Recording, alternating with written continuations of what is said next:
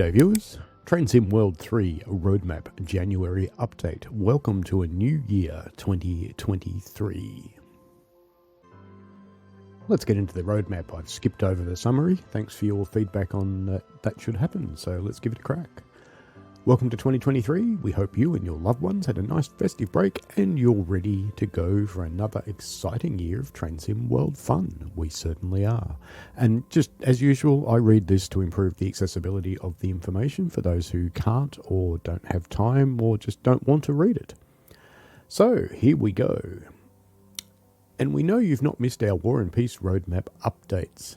Well, yeah. Our New Year's resolution is to make our roadmaps all killer, no filler. So shall we get started then? Well, let's see if they stick to that. Just before Christmas, you might have noticed some cheeky teasers popping in on our social channels, designed to whet your collective appetites for what's coming in 2023. If you missed them, here they are. So this is ScotRail, the 385. This was one of the Spirit of Steam locos done up with some festive lights. We know what route that's on now, but more on that later. The Acela, good to have. New lease of life for Boston. Other uses on other American routes that may come in the future. And the little German one. So we can confirm that ScotRail Express, Edinburgh to Glasgow, and I'll do a separate video on that one, West Cornwall Local Steam Rail Tour, and Amtrak Acela Express, and Nidletabahn, Bad Vilbel to Glorberg Stockholm will be coming this year to TrainSim World 3 and have been added to the roadmap. As earlier today, we confirmed that Edinburgh Glasgow, developed by our friends at Rivet Games, will be arriving in TrainSim World 3 on Thursday, January the 26th, 27th for Aussies. Head here for more information. We've grabbed some of the Rivet team to chat about the new route, which you can read below. We've also added in Skyhook Games' first TSW3 route to the roadmap. It's British, you can have that clue for free. And we'll provide more information to you when we're ready to share more details. I won't go through the interview that's in the roadmap. Might do a separate video on that, linking it with the other one on ScotRail. On top of these, you can expect a positive progress on our Epic Add-ons Manager journey. Epic, because it's been more than a year. A substantial update, which will hit earlier this week. Adding the Class 20 livery designer functionality, improving steam physics, red light improvements for London commuter, implementing ambient light sensitive station lighting on South Eastern High Speed, and quick updates on lots of other things we're working on. I tried the Steam update. I get what he's talking about. I mean, I understand what they're trying to do, but I don't think they achieved it. But that's okay. I know there's a lot more work going on behind the scenes on Steam, so I'll just wait. Just before we get started tomorrow, we'll be launching a new TrainSim World 3 Birmingham Standard Edition for TrainSim World 3, which replaces the South Eastern High Speed with Birmingham Cross City as the base routes. Don't forget, if you own South Eastern High Speed or Spirit of Steam, you'll receive the extended South Eastern High Speed and enhanced South Eastern High Speed Spirit of Steam routes for free. Cross City will of course remain available as a separate add-on. Keep an eye out on our stores for it, ready for some more detail. Now this is the interview. I'm just going to really quickly scroll through this, but we'll have a quick look at the pictures as we get through them, because I'm going to do a separate video on ScotRail Edinburgh, and I'll go into it then. Oh yes, this is the announcements. Juicy. Okay, let's get on with the rest of the roadmap. A progress summary on the core improvements the teams are working on. This month we have updates on Add-ons Manager, patches, and more. Add-ons Manager heading. First and foremost, the good news. We're getting close. In fairness, I've been saying this for a while, but based on the discussions on the stream this morning, it does actually sound kind of close this time. The latest test builds are effectively feature complete, with one issue left to resolve. Early testing has been positive. We are still not in a position to put a release date on it, as mentioned in the previous roadmap. We've only do that when testing is passed. We are optimistic on the home straight, providing testing throws up no additional issues.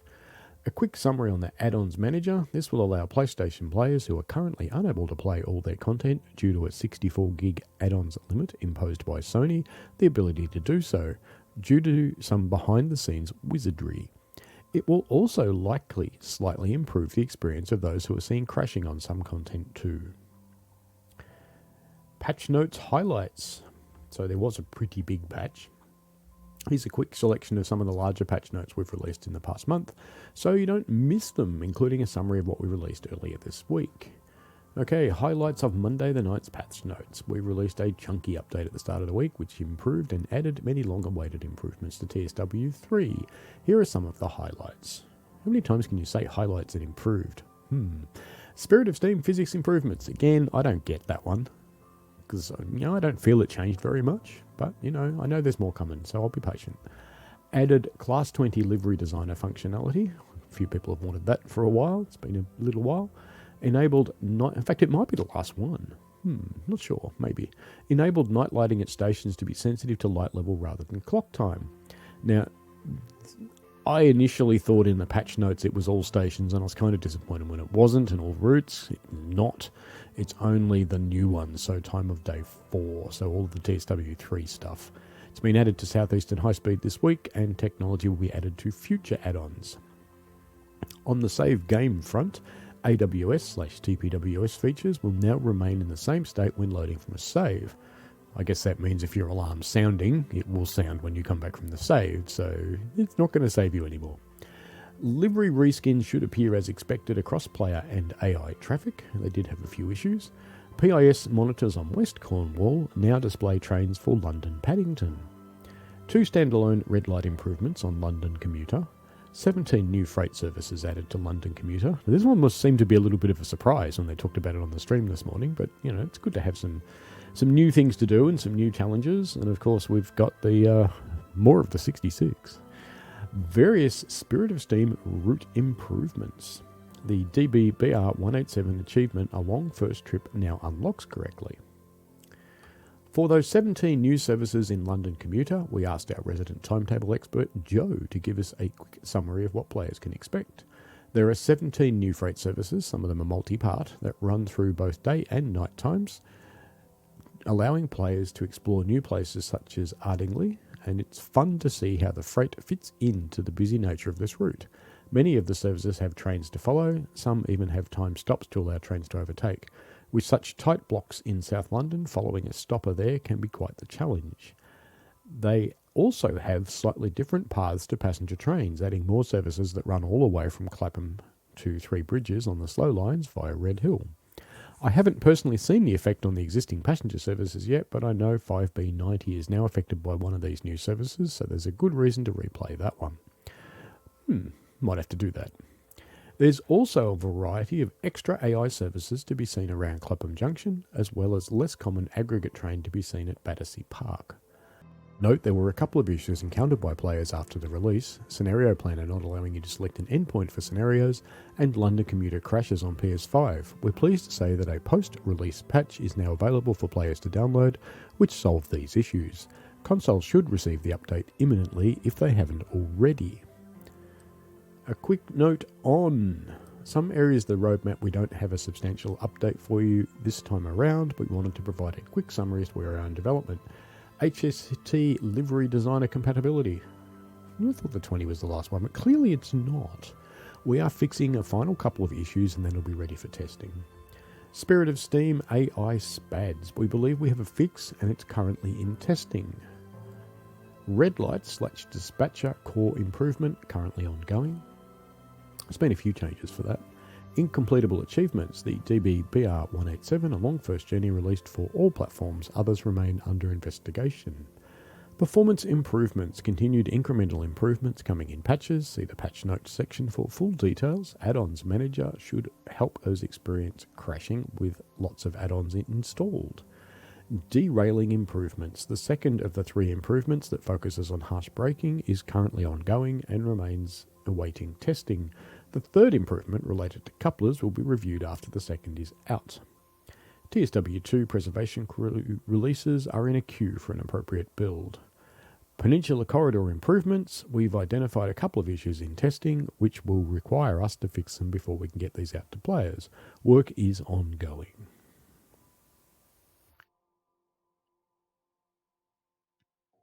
Now we've got some chatter about Boston Sprinter route upgrade, time of day 4, which is the new lighting system, and resignaling. Teased before Christmas with the Acela, you might have noticed that Boston Sprinter has received a bit of a facelift, upgrading the route to what we call TOD4 lighting, but also reworking the signalling on the route. We spoke to one of our artists, Adam, about the challenge associated with incorporating TSW3's lighting to legacy routes, and Brandon, who some might know as Cactus Juice, a community NEC subject matter expert, that's Northeast Corridor, who has been helping us re-signal parts of the route on how the updated system works. And there's a few new screenshots. Upgrading lighting and volumetric skies with Adam, a Transimworld artist. Upgrading a route to use the new TSW3 lighting system, which we call TOD4 or Time of Day version 4, is an involved process that mostly involves retuning and adjusting all the lighting of everything on a route. The first step is to switch the route itself over to TOD4, which is a very straightforward process. However, from that moment, the lighting on the route is now in an invalid state. Excuse me, a little bit of a dry throat. The reason for this is that the new physically based lighting system that is part of TOD4, well, more than the dry throat, uses significantly brighter light settings than older TOD3 systems, so anything that had an emissive texture or a light will no longer be visible, so it'll simply be dark, it will be ineffective. I do remember Matt talking about this, in that the new one is something like 10,000 times brighter, which is why all these things have to be redone. And there are a large number of areas to go through, review and correct. Here comes the fun part, lights.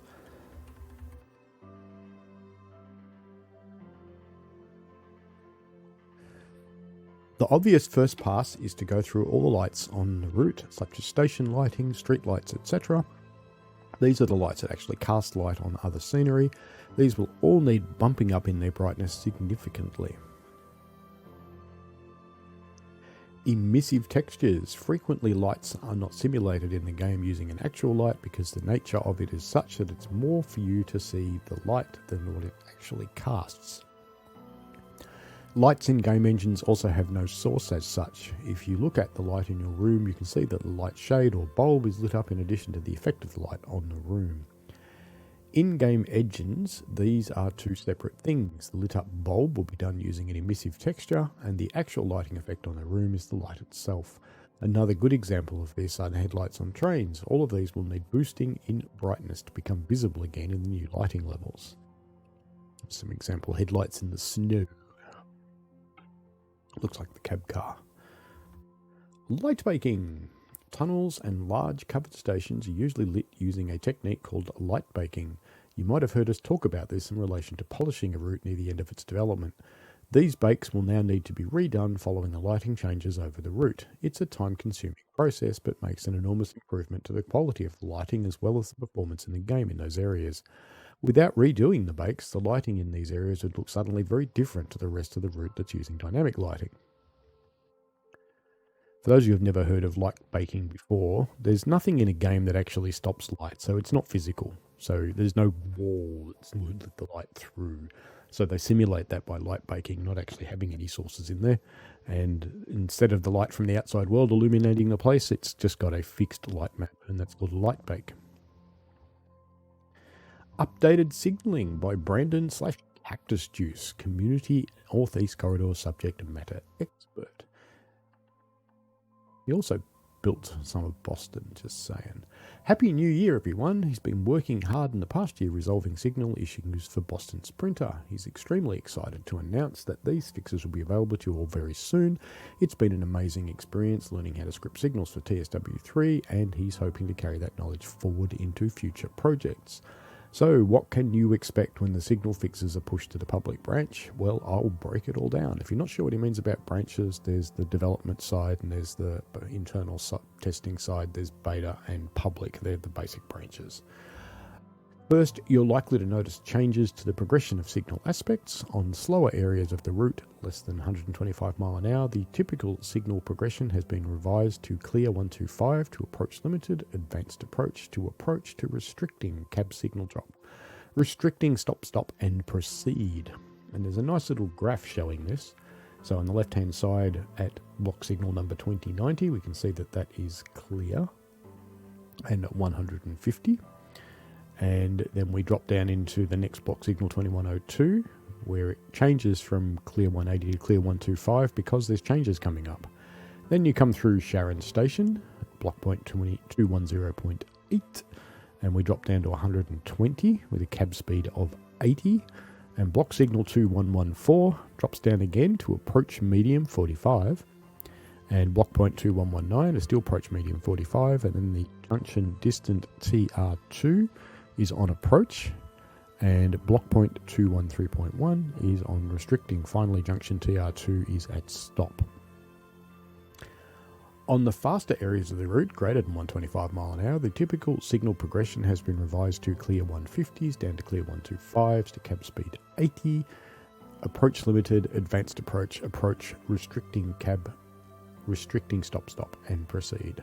The main difference here is that the more gradual drops in cab signal aspect bring you safely down from speeds such as 150 miles an hour. So we've got a similar diagram with the other kinds of speeds. And basically much earlier, because you're going faster, then you need to start slowing down before you get to the final signal. So the example here is coming from transfer TR2 through to forest TR2, and you can see that you're running quite quickly in the first section. Then you come down to an approach medium 45 for quite a lot of blocks through Reedville Station and Hyde Park Station until you get an approach at Forest Distant TR2 and then a restricting, which is leading to the stop at Forest TR2. That should be really handy. It should make the access system actually work properly, I'm hoping. Access and ATC.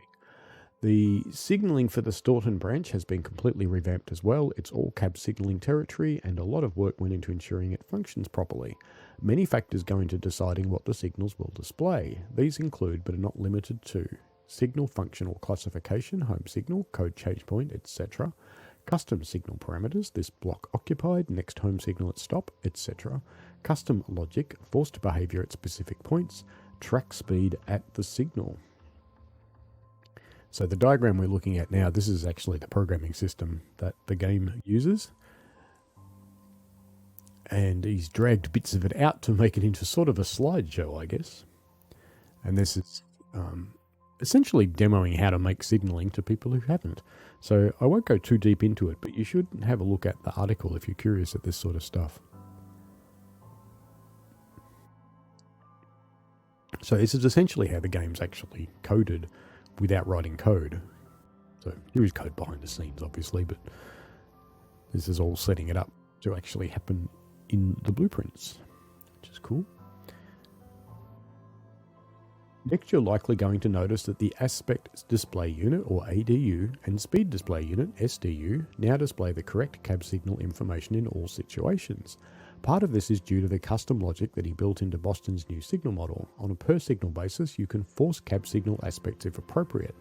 The most common example is within Tower 1 interlocking at Boston South Station. Cab signals will always be at restricting there regardless of the situation, so that the signals around there will force that. Additionally, Clear 150 is finally here, so if you're operating an ACS 64 or a Acela Express, you'll get a Clear 150 on the ADU in appropriate areas, which means you can go faster. So there's just some custom logic on demonstrated there. Finally, he's completely replaced the majority of the signals around Southampton Street Yard. Many of them were the incorrect style, so that's been rectified. He takes a lot of pride in this route, as he originally laid the foundation for it back in 2019, and it's his hope that these fixes will breathe new life into it so it'll be enjoyed for years to come. I was actually quite surprised when TSW3 came out. I'd never really thought of it as my most popular play, but TSW3, one of the things it tells you is how much you've played something, and Boston was right up there on top, by a long way. So, there you go. Special Projects Team Update. Having released the BR Class 20 livery designer compatibility last week, yay, the team's work on the HST compatibility is also complete, yay, now awaiting testing. As well as the work on bringing volumetric skies and clouds to Boston Sprinter, as mentioned above, the team has been working closely with the partners, see more below, preparing them for upcoming releases, but in the meantime have snuck in a PIS improvement for West Cornwall Local as well. That's good. That will be quite helpful, I think. People can figure out when the trains are actually going. So these are particularly handy for the people that like to hop off a train and get on another one and drive that. So they might get off at one station. They'll take over from the AI when they get there. And it helps to actually know when the trains are running. So this is really important for them. I don't tend to play that way, but I do know quite a few who do. Third-party developer partner program update. It's getting all exciting with the partners. We've confirmed Rivet's British route, expansion pack, TSG's German route, as well as adding Skyhook's new British route to the roadmap. As mentioned above, when we're able to share more details, watch this space. We're working with Alan Thompson Simulations, or ATS, and Union Workshop, UW, on familiarising them with TrainSim World's toolset. So we are still very much in the early stages. Just Trains continue to make steady progress on learning the tools and producing their first content. It is very unlikely that will be content added to the roadmap from these developers anytime soon. It is a big tool set. Takes a while to learn it.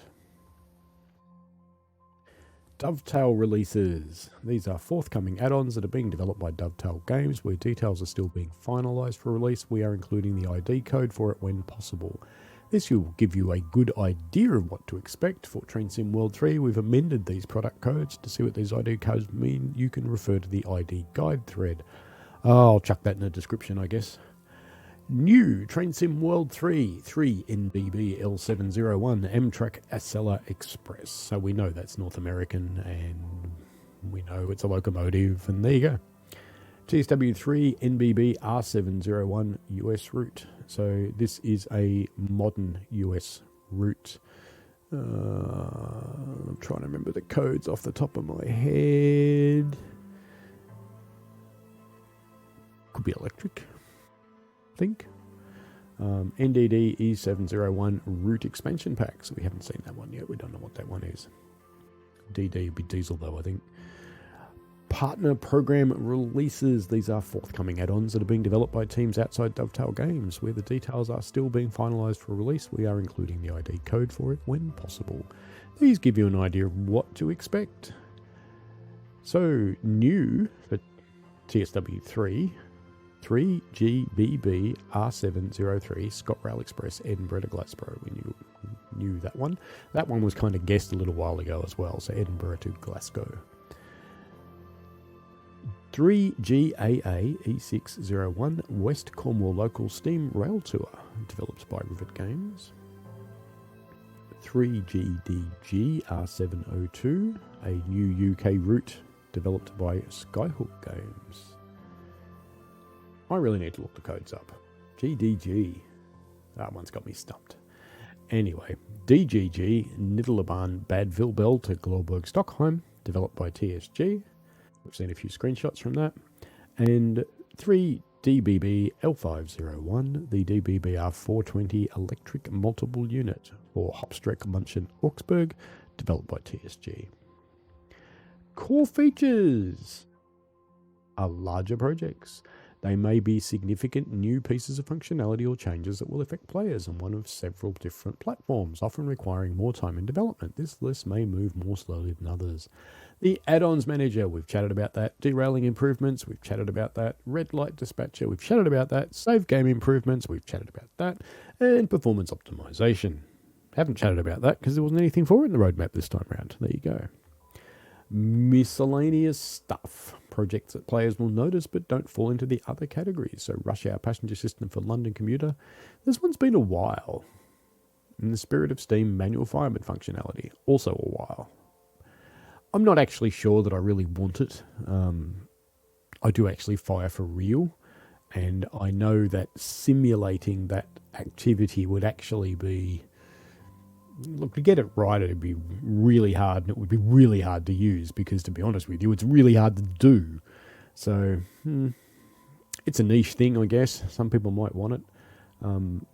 I don't think I'd want the 3000 keyboard, mouse, or controller codes, whatever, to be able to put coal into the right place in the firebox, to be honest with you. I really don't think I'd want to do that. It's hard enough to do with your hands, let alone do it on a computer.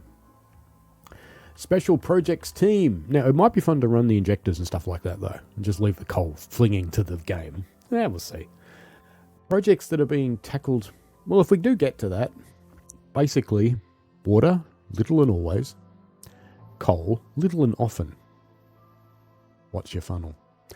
Anyway, Special Projects team. Projects that are being tackled by the Special Projects team. The additions or changes in the upgrade will include some or all of the functions, station departure boards, animated crossings, platform climb-up functionality, improved track rendering, rush hour passenger density and appearance, support for rail driver, contact signaller functionality, minor fixes to scenery, minor fixes to audio, minor fixes to gameplay, minor fixes to menu items, livery designer compatibility and scenario planner expansion. We've included a scale of the size of the work/features to put into the update. Kind of think everything's got rail driver now. Reservation crew updates will continue after the launch of Train Sim World 3, except they're now called Special Projects. HST livery designer functionality, we talked about that before. Boston Sprinter route upgrade, lighting, skies and signalling. DB187 audio improvements. There's been a heap of those that came out. I think there's some more coming. There's a tiny update to the Scottish commuter. Hopstreck Hamburg Lübeck, including a timetable update, is coming. Rhine-Ruhr Austin medium update. A small update to the 2022 Bakerloo timetable. I thought that was out, actually. Maybe it's not. Long Island Railroad, Peninsula Corridor, massive update coming on that one. Oh, yeah, these are TSW2, so they're out in TSW3. Right, sorry for the confusion. All those things are out in TSW3. They haven't been released for TSW2. Now, Peninsula Corridor also hasn't been released for TSW3 because of problems. Anyway, Oakville Subdivision, huge update. That seems to be in a holding pattern, that one. LGV Mediterranean, a tiny update there. Oakville hasn't come out for TSW3 either. It had one update which gave you a lot more scope for scenario planner and some more timetable, but didn't actually bring the passenger functionality that we were hoping for. Things removed from the roadmap because they've been released. The Class 20 livery designer functionality and the Holiday Express Runaway Elf Christmas route. So, there you go. That's the roadmap. First one for 2023. Some interesting stuff in there. There's some new routes, some new locomotives, some new things to postulate about. Well, if you think you know what they are, pop it in the comments. Let's have a chat. Alrighty. Have fun, folks. Bye.